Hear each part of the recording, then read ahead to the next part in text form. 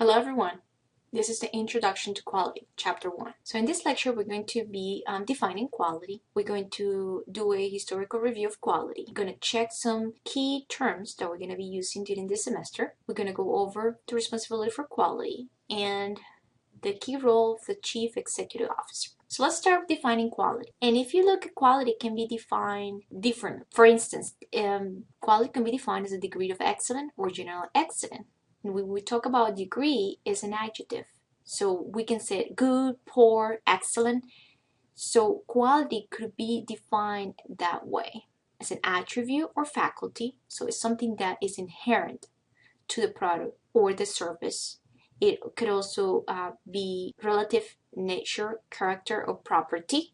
Once again, something that belongs to the product. Crosby, which is one of the gurus in quality, defines quality as the conformance to requirements or specifications. And requirements has to do with what the customer wants. So it's meeting what the customer wants. Duran, another guru in quality, defines quality as a fitness for use. This has to do with if the product is supposed to perform this way, Duran is defining quality as the way to do it. ISO 9000 defines quality as the degree to which a set of inherent characteristics fulfills requirements.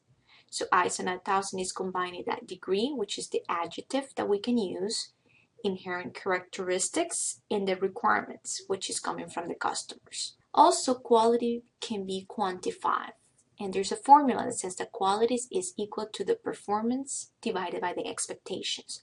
Performance is what the product is supposed to do, and the expectation is what the customers want. And the key thing here will be, how do you quantify performance and expectation? And this is key because it is tricky. You could be doing it from the customer's view or from the internal customers, that means the organization itself.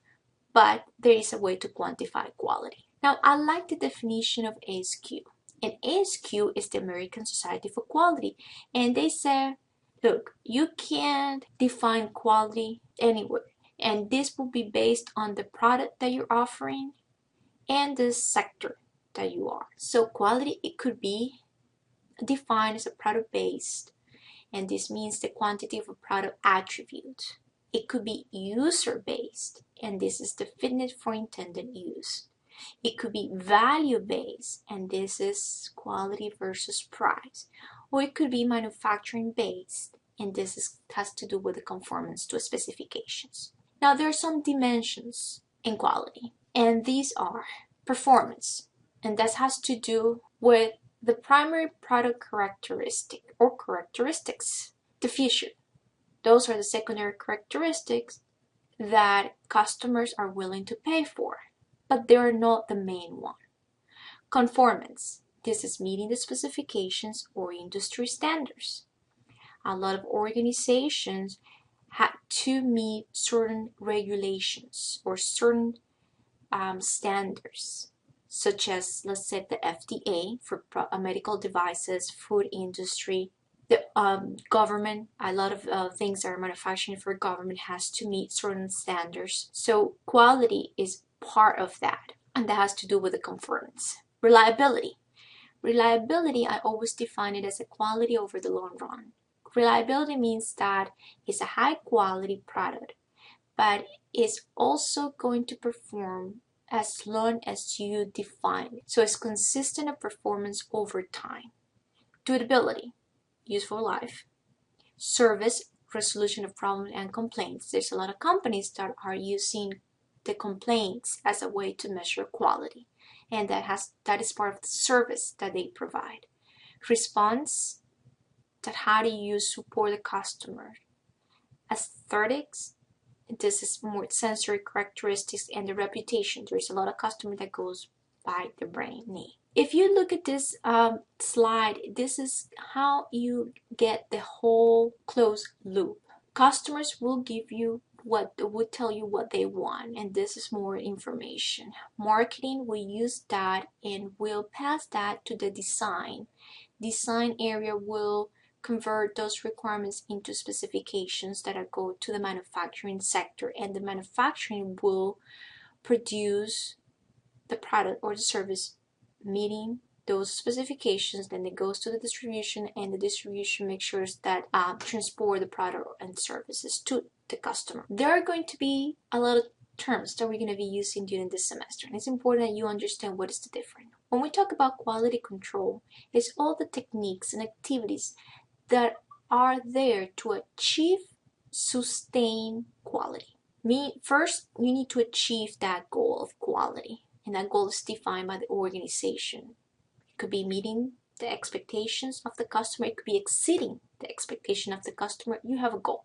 Then sustaining that goal is also part of the quality control. And you see, this is another closed loop. You have the specification, what is needed. Then it goes to the design to meet the specifications, go to production to meet the full intent of the specifications, then goes to inspection to determine conformance to specifications, and then go to the review of usage. Quality improvement is another concept, and this has to do with not just the tools and techniques to achieve and sustain, but also to make the product or service better and better. So this is something that we might have to do to improve what we already did.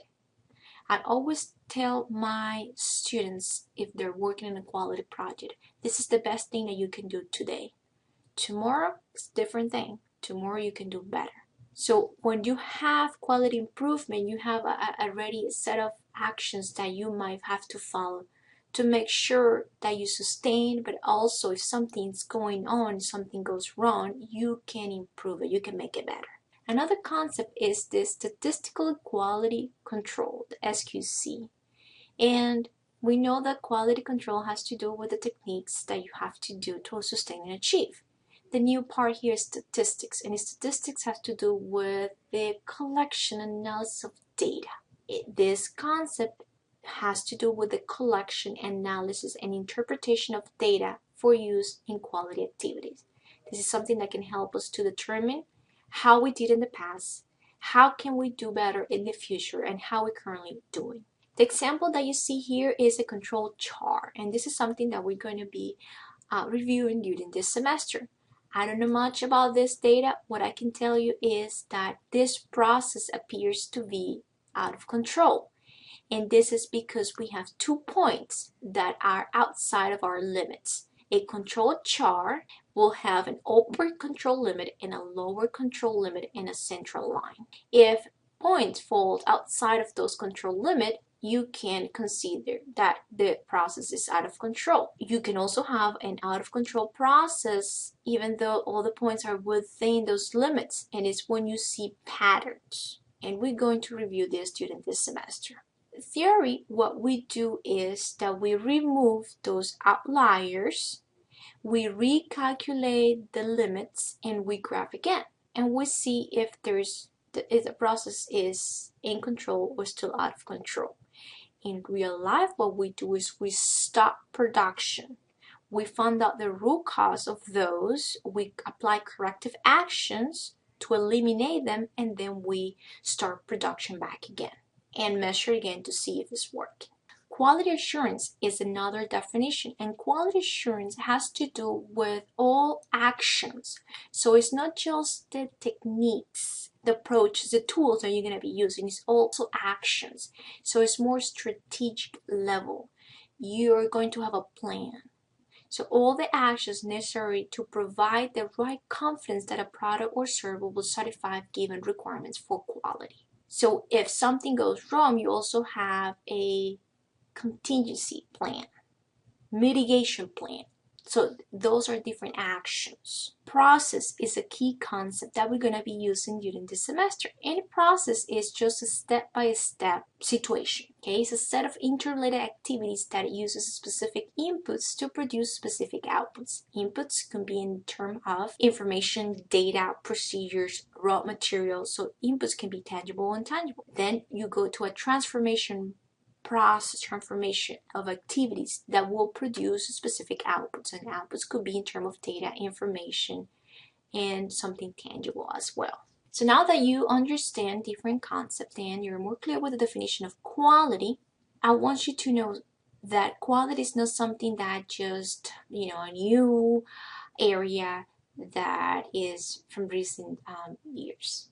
Quality comes from Middle Ages, from that time, and it was that there were skilled craftsmanship during the Middle Ages, and they didn't know that that was quality, but they were using the best raw materials and the best people to put together those battleship.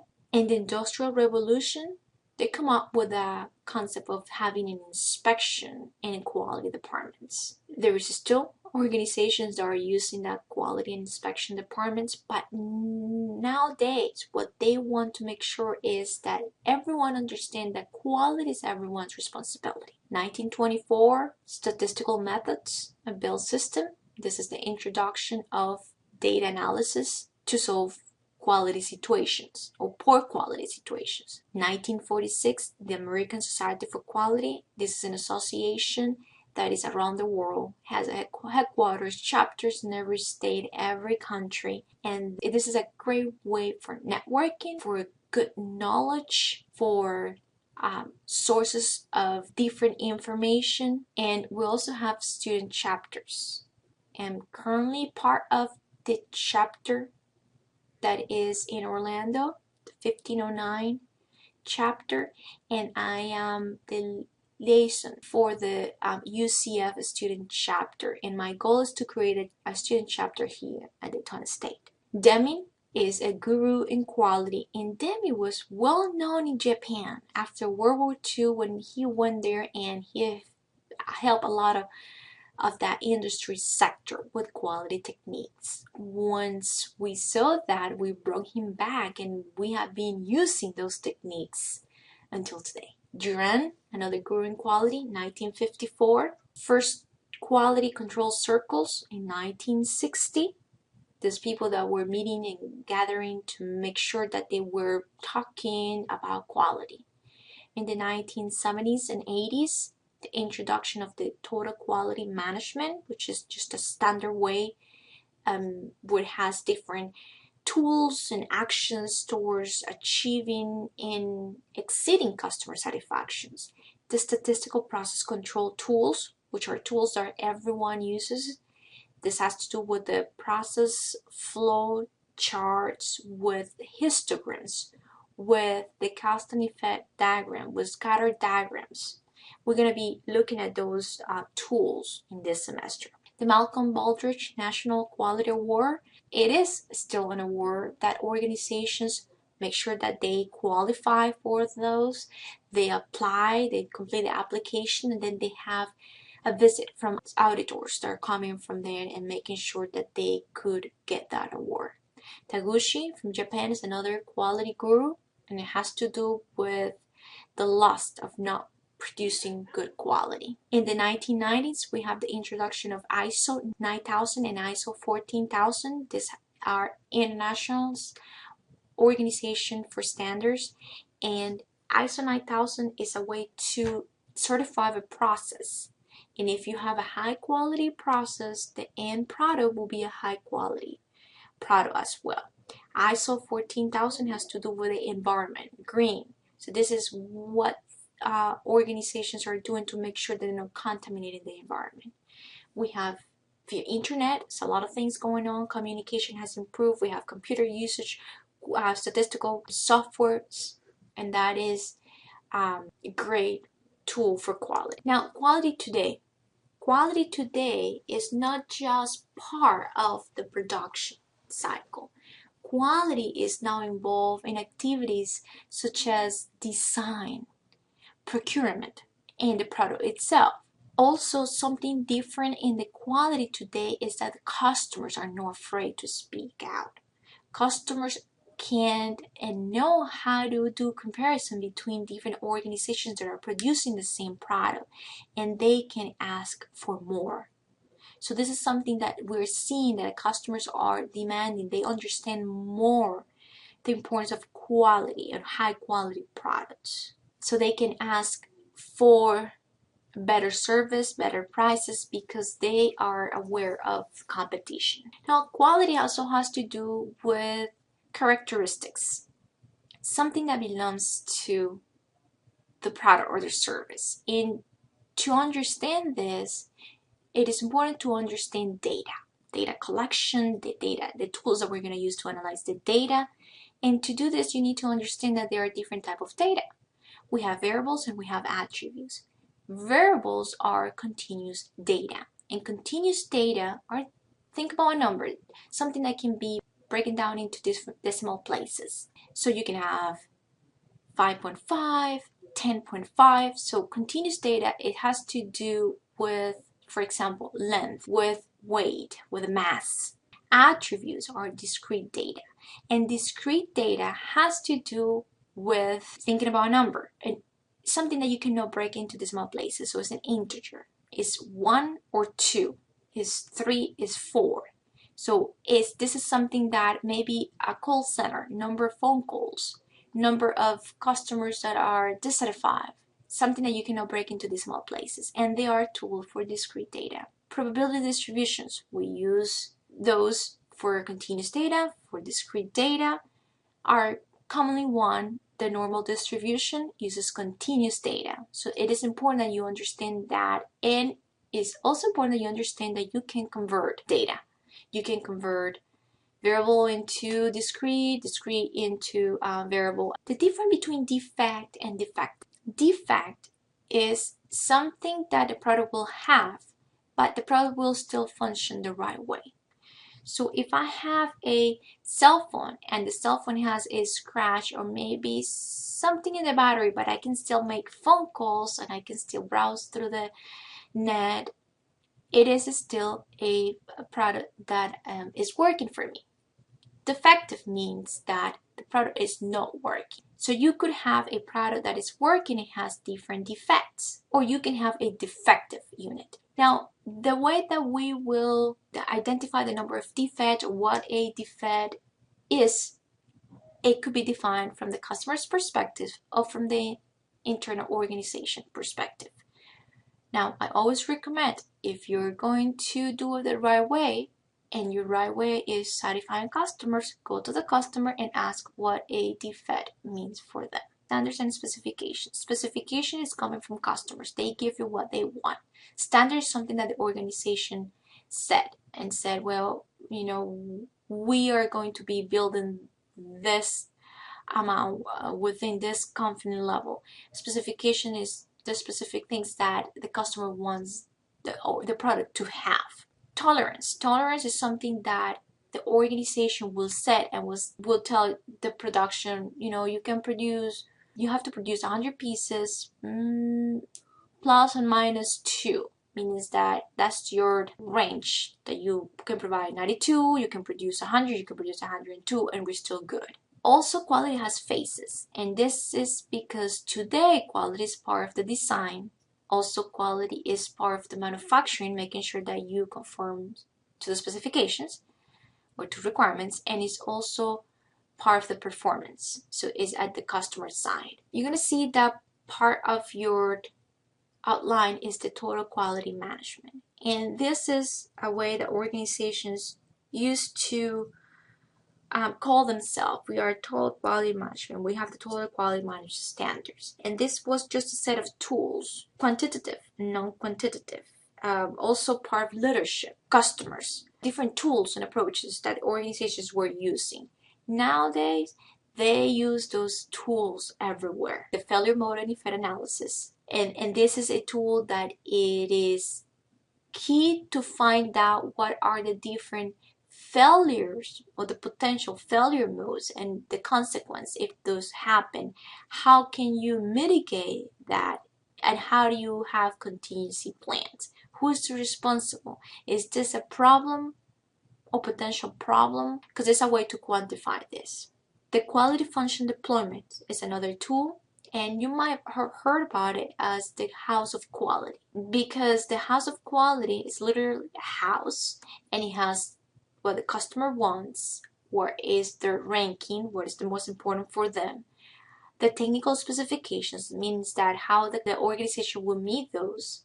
The relationship between what the customer wants and the technical requirements, and which one will be the most important to do first. And also include benchmarking. What's the competition doing and how you can do better. ISO 9000, ISO 14000. ISO 9000 has to do with the process. ISO 14000 has to do with the environment. Benchmarking, introduced by Xerox. This is something that a lot of companies might see that is not good. And this is because, by the time that you find out what are the best practices that other companies are using, it might be too late for you to implement it. Total productive maintenance has to do with preventive maintenance and corrective maintenance. Quality by design has to do with the inclusion of the quality in the design of your product or service. Product liability has to do with the warranties, with the safety when the product is at the customer's hands. A lot of electronics now has 1 year, 2 year of manufacturing warranty, and then the vendors are offering extended warranty. So that has to do with the product liability. Information technology and computer programs, we know that is now better and faster to have quality or to use statistical softwares to analyze quality. There are companies, or a lot of companies still have the quality department, but what they're trying to do is making sure the quality is responsibility of everyone. If you see, quality product is in the center, and everyone, including customers, has something to do with that. They are the ones providing the right requirements. Marketing are the one passing that to the design engineers. Design engineers include that in the specifications. Procurement is buying the right material, right quality material. Then goes to the process design to create that first prototype and making sure that everything is fine. Then once that prototype is good to go, we start mass production, and then goes to inspection and test, packaging and storage, and then the product service. If you see, everyone has something to do with a quality of product, and there is a feedback loop for each one. The last part of this lecture is the role of the Chief Executive Officer. And this is very important because this person is the highest ranking executive officer within a company. And this person has the responsibility for overall management of the day-to-day affairs. And this person is under the supervision of the board of directors. When you want quality in your organization, this is the person that must be committed first, because he's the person that provides the resources, the budget, the time, and anything else that is needed. So it has the ultimate responsibility for quality. 35% of the time is spent on quality, and the one that will review quality performances. If you see it, that person is the highest ranking level. Organization employees are under him. Now, this person reports to the executive steering committee, and the steering committee is all about system and support services, having customer teams everywhere to support the customer. So the ultimate person that he is serving is the customer. So this will be all for chapter 1.